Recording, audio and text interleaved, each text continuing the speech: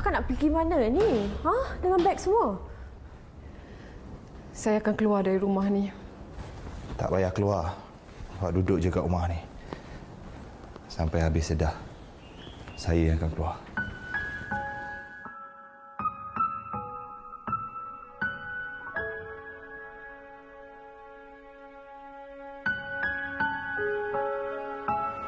Ni rumah Ad tau.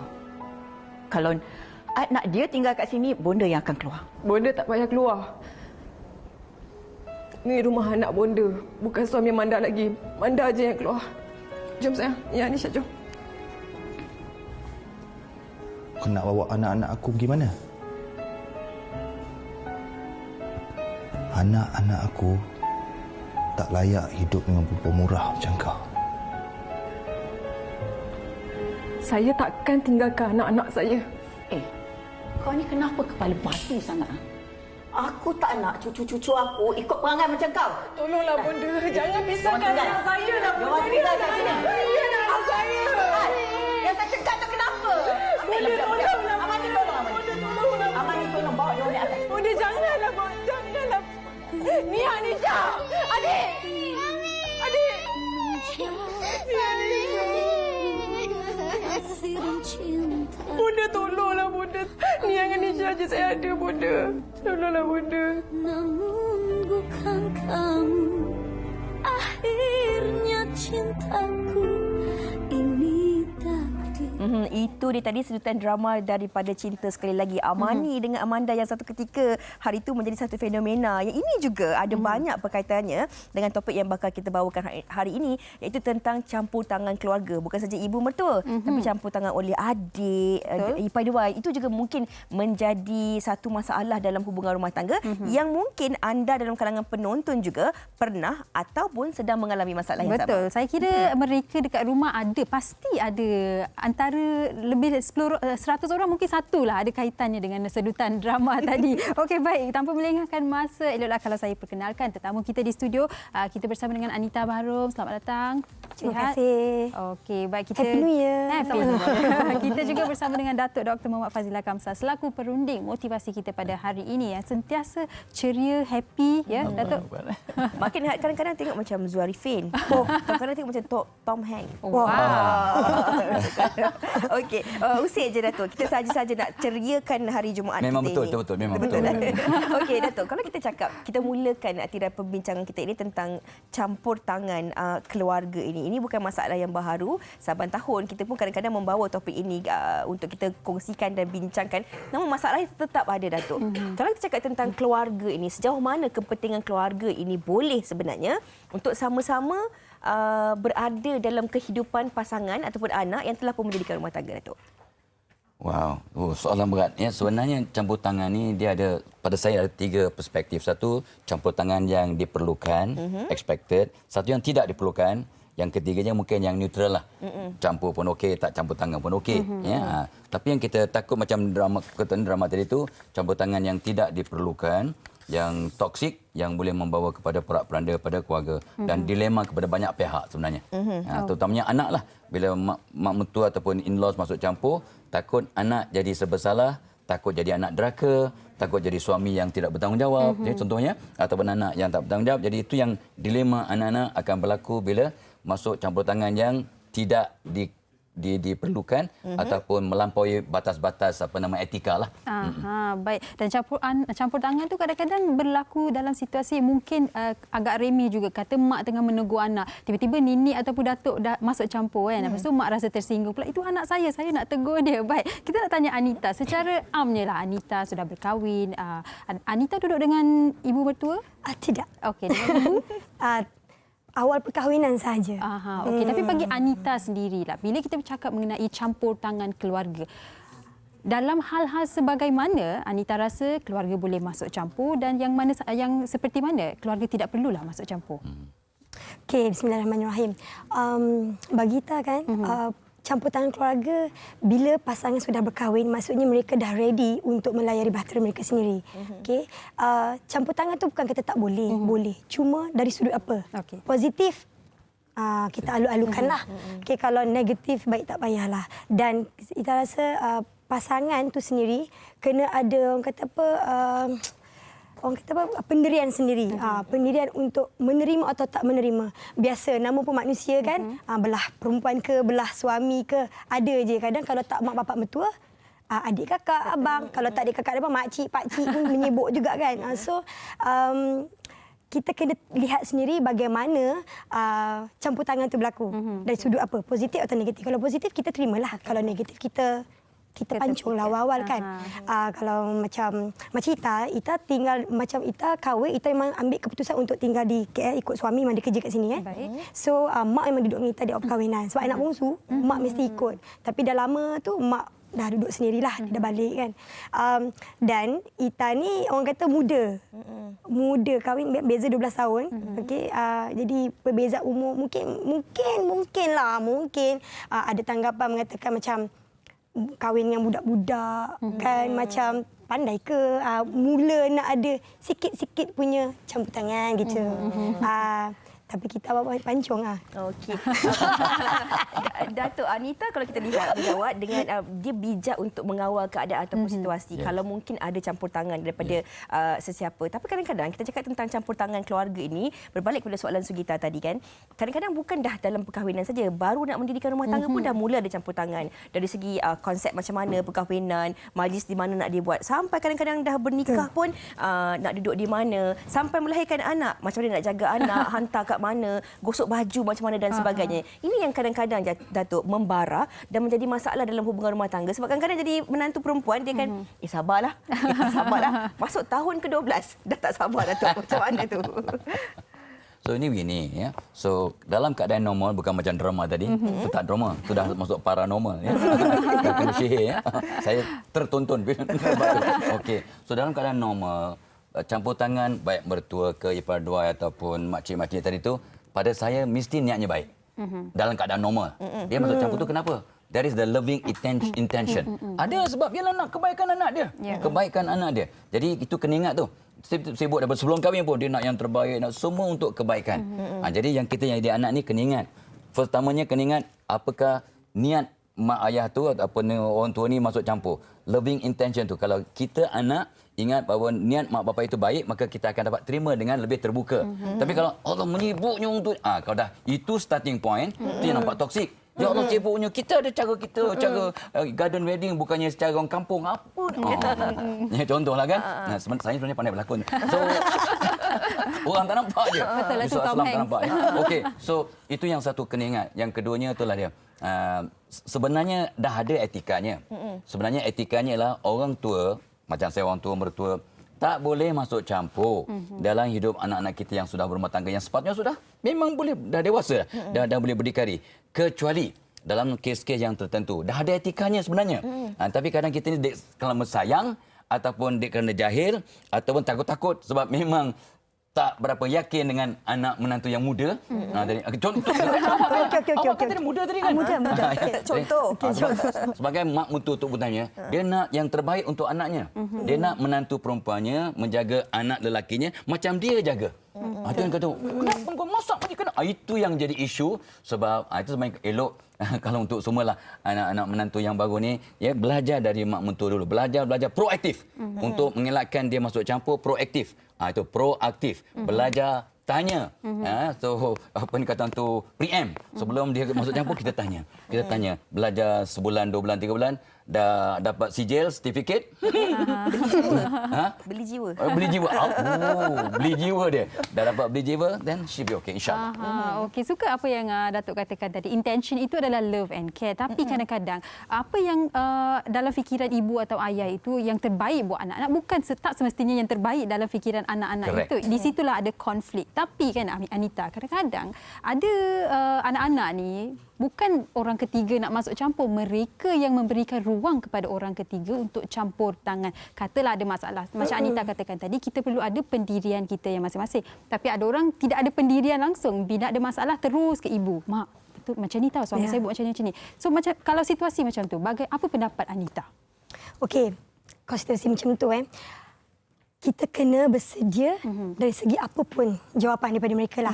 Okey, kalau macam Ita sendiri Ita try orang kata simpan benda tu kita settle sendiri. Katakanlah ini contoh.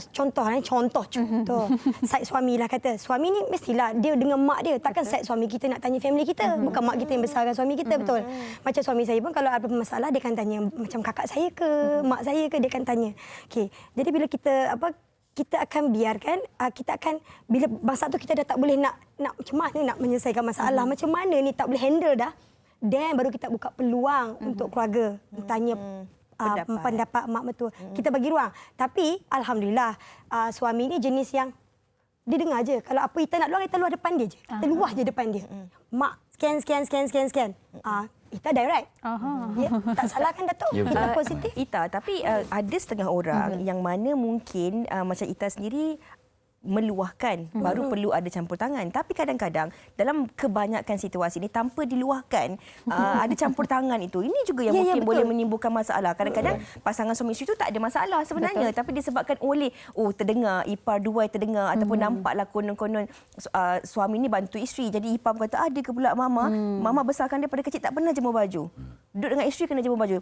Perkara-perkara sebegini yang memang kadang-kadang boleh menjadi masalah. Dengar cakap isteri kan, itu ini isteri minta. Biasa. Kita rasa itu semua mungkin kita jadi mentua nanti mungkin macam tu juga kan. Kita jaga anak kita kecil kan. Mungkin kan. Sebab kita perlu care anak kita kan. Tapi di situlah bila kita kenalah ada ilmu, kita kena orang kata apa? Kita kena itulah yang paling kuat suami isteri itu sendiri. Kena menerima macam sebab itulah susah nak cakap takut ni macam kita dengan suami. Memang dia ada pendirian dia. Dia kata yang negatif kita tolak tepi, yang positif kita ambil. Bukan tak ada macam kita baru lahir ke apa. Dah adalah bibit-bibit majlis tu nak macam tu kan. So kita kena adjust siap-siap. Kita dah kena adjust siap-siap. Macam mana? Okey, contoh Ita, suami orang Johor, kita orang utara. Mak utara selatan. So nak kena jaga. So nak kena cakap mak ke nak cakap bapak? Dengan mak sini ke macam mana? So majlis, contoh nak buat majlis anak. Kalau ikut hati yang selatan pun ajak buat sana. Yang ikut hati yang ni tak payah. Kita buat tengah aja. Untuk adil. So kami memang dah praktis ada siap-siap. Kita orang bertegas, kita orang ada pendirian kita orang masing-masing. Okey, baik. Jadi bertemu di midpoint kita compromise di situ. Okey, baik. Datuk dan juga Nita, kita nak juga dengarkan apakah pendapat orang di luar sana mengenai topik kita pada hari ini, campur tangan keluarga. Silakan. Okey juga kalau diorang boleh bagi kata-kata nasihat ataupun kata-kata semangat. Contohnya ibu bapa kita lah. Kalau fikir lebih dalam lagi, lebih eloklah untuk kita rahsiakan masalah kita dan juga pasangan. Sebab yang tahu masalah kita pun antara kita dengan pasangan je. So kalau ada orang ketiga, masalah tu boleh jadi lagi teruk ataupun lagi mengeruhkan lagi keadaan kita dan juga pasangan lah. Ada pro and con. Kebaikannya kadang-kadang ibu bapa boleh kasih nasihat dan memberi semangat. Campur tangan tu kadang-kadang memberi lagi besar lagi masalah. Jadi masing-masing punya pendapat lah. Adalah makin merumitkan masalah yang sudah sedia ada. Contoh kita dah ada satu masalah. Jadi bila tambah dengan ibu bapa campur tangan, ibu bapa mertua contohnya. Jadi mereka pendapat masing-masing lain, pendapat kita lain, pendapat parents kita lain. Jadi dia makin merumitkan keadaan lah. Elok kita nak selesaikan masalah tu, dia mungkin bertambah lagi masalah tu dan at the end benda tu tak selesai pun. Jadi bagi saya solution ataupun cara kita nak atasi benda ni, suami dan isteri mesti duduk berbincang. Duduk berdepan, face to face orang cakap. Jadi dekat situ kita luahkan apa yang kita rasa, apa yang kita tak puas hati. Mungkin kadang benda tu simple je, tapi bila kita simpan, jadi benda tu makin lama makin bertambah. Jadi benda tu berpanjangan dan apa orang cakap, makin teruk masalah tu. Jadi kita kena face to face. Bagi saya tak kisah kalau mak bapak masuk campur, asalkan dia willing to dengar dua-dua pihak, not only satu pihak lah. Apa-apa pun mungkin boleh dapatkan nasihat daripada kaunseling ataupun pejabat agama ataupun daripada mana-mana orang yang pakar. Rata-ratanya Fiza semuanya berkata yang komunikasi itu amat penting. Kalau tak pun jadi direct macam Anita sajalah ya. Kalau ada apa-apa terus kita bagi tahu. Senang. Okey, baik. Datuk, saya mungkin ada satu situasi ingin mungkin Datuk boleh perjelaskan lah ya. Kalau katakan seorang anak perempuan, biasalah anak perempuan kadang-kadang rapat dengan anak, tapi ada juga yang rapat sangat dengan ibu. Tapi kalau dah rapat sangat dengan ibu dah jadi best friend, segalanya diluahkan pada ibu sejak dari kecil. Bila dah berkahwin, ibu pun duduk bersama. Bagaimana kalau ibu itu terlalu orang kata dapat freedom lah kan nak masuk campur dalam hal ehwal anak perempuannya. Bagaimana anak ini boleh memainkan peranan dalam memberitahu ibunya, mungkin mak saya dah berkahwin, mungkin selepas ni kita kurang best friend sikit, saya dah ada best friend baru. Dan bagaimana boleh ibu itu sendiri menerima pendapat anaknya tanpa tersinggung hatinya? Sebabnya ini soalan tu sebenarnya membawa pada saya implikasi yang sangat besar ya. Untuk kebanyakan kita ni bila nak berumah tangga kita ada kursus perkahwinan 3 hari. Tapi saya tak pernah dengar ada kursus kemertuaan. Betul. Itu sebabnya bila anak-anak pergi kursus perkahwinan, tanggungjawab dan sebagainya, mak bapaknya dia mertua ni kena juga belajar. Kita tahu di mana kita punya rules and yes and no, pro and cons, kata tadi tu. Kita kena ada undang-undang, ada ilmu. Jadi kalau mak bapak tu aku terpaksa berubah, aku terpaksa release anak aku sebab mereka sudah berumah tangga, aku berdosa kalau masuk campur tanpa diminta, contohnya. Jadi kalau mak ayah dapat ilmu dan tahu dan dapat kata tu tips dan sebagainya, maka insya-Allah tak berlaku. Ya, of course kita memang berniat baik, ya kita ada living intention yang saya sebut tadi tu. Tapi kalau dah sampai 12 tahun masih masuk campur, kahwin pula dengan anak mak, then memang boleh menyebabkan cuma ini dia. Cuma saya nak suruh semua anak lah, ya termasuk Anita, ya. Kalau dan juga Sunita nanti, ya. Awak bujangan. Ya, betul. Okay. So kalau nak selamat cari yang anak yatim piatu. Jadi awak ada calon PM. Terus PM. Ya, yang penting ya kita bila semua menantu menganggap mertua macam maknya sendiri, jadi dia punya persepsi dah berbeza. Mak cakaplah, mak mertua cakap apalah dia sebagai mak. Sebenarnya tangkap, peluk, cium mak, urut-urut macam mak sendiri, banyak perkara akan resolve.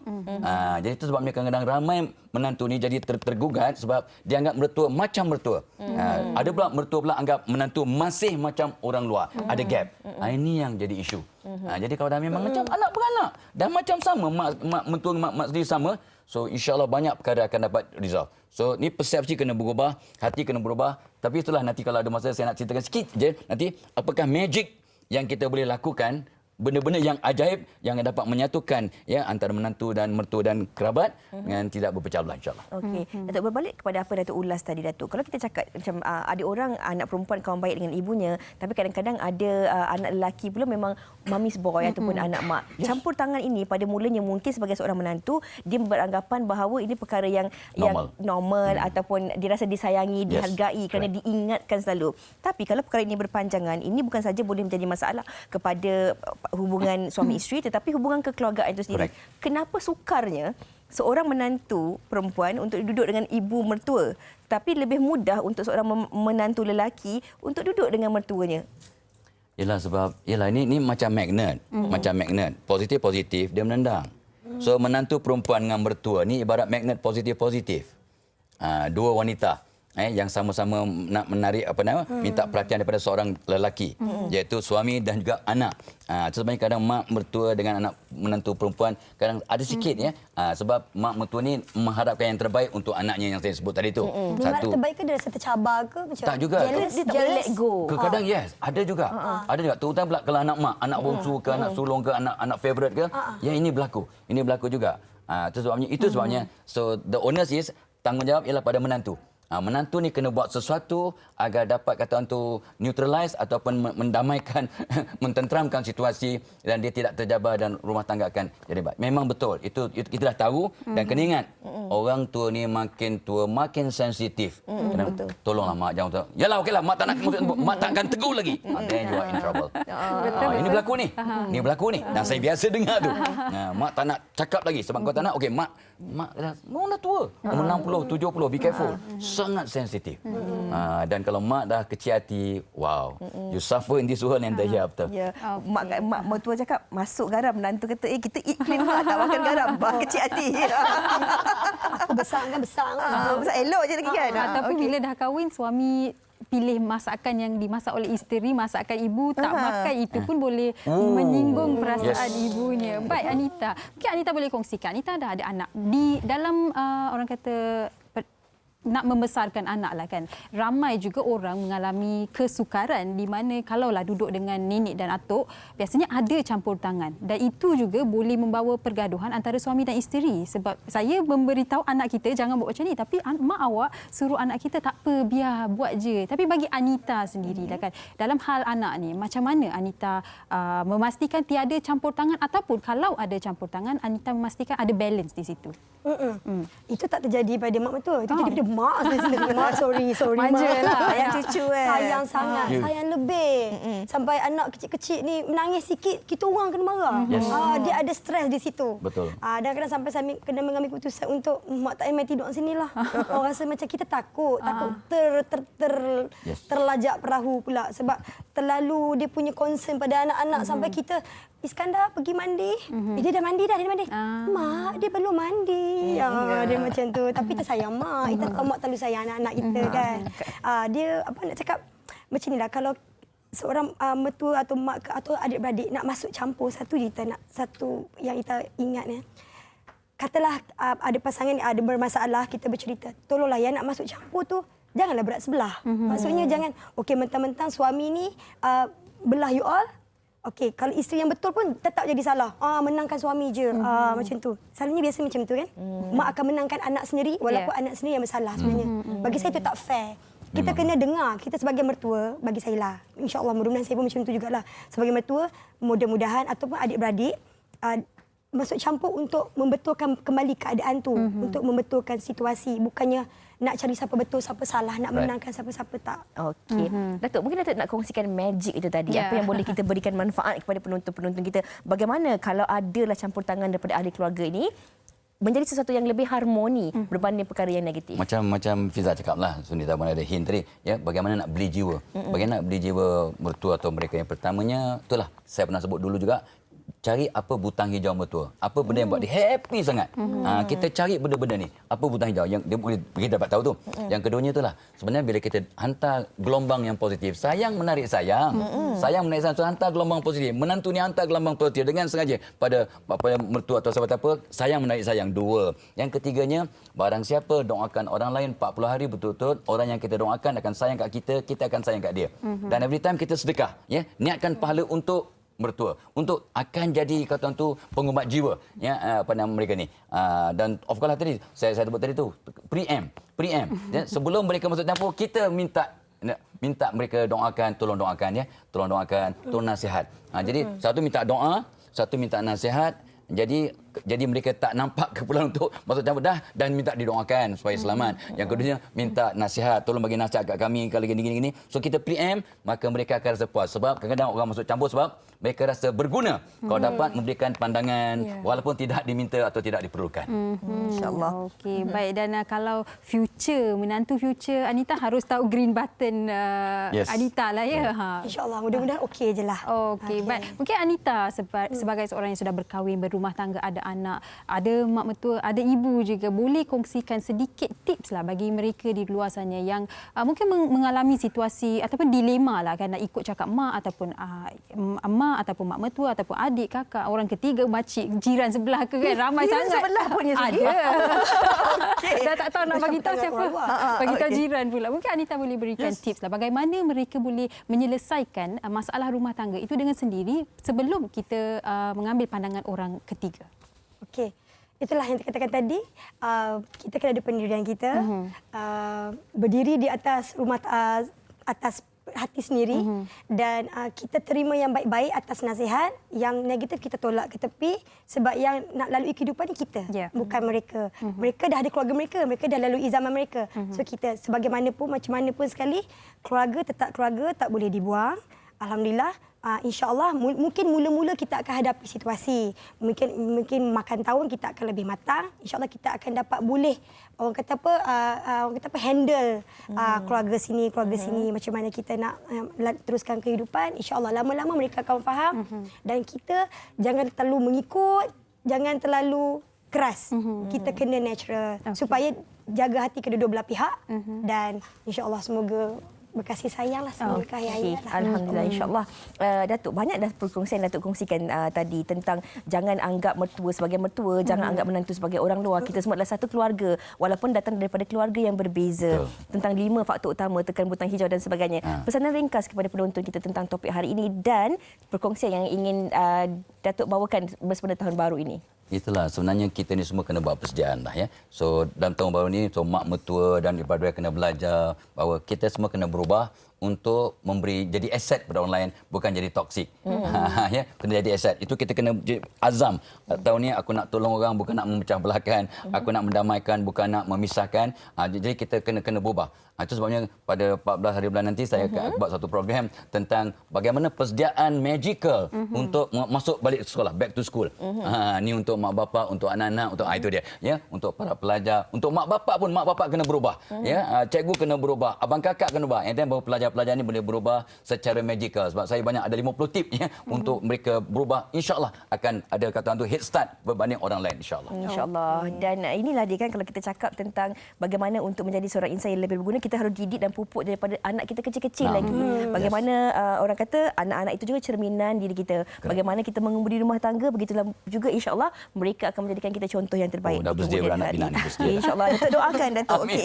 Terima kasih kita ucapkan kepada kedua-dua tetamu kita, dan apa yang paling penting sekali yang sempat dikongsikan daripada Datuk tadi, kalau ada campur tangan tu itu sebenarnya loving intention. Ada love and care, kasih dan sayangnya. Dan yang paling penting sekali untuk mengharmonikan hubungan kekeluargaan dalam rumah tangga ni, kenal pasti butang hijau. Ibu mertua dan juga ahli keluarga yang lain. Gelombang positif tu penting, sayang tarik sayang. Jadi kena sentiasa ada bersikap positif, doakan orang lain untuk dapat kesejahteraan diri kita juga, dan sentiasa juga bersedekah dan meniatkan pahala tersebut kepada insan-insan yang kita sayang. Dan yang paling penting sekali, minta doa dan juga nasihat daripada ahli keluarga kita, insya-Allah. Saya kira kakak ipar saya dah tahu butang hijau mak saya. Putera datang ke minggu ni? Tak belum lagi. Okey. Okey, baik, terima kasih kami ucapkan sekali lagi kepada Anita dan juga Datuk.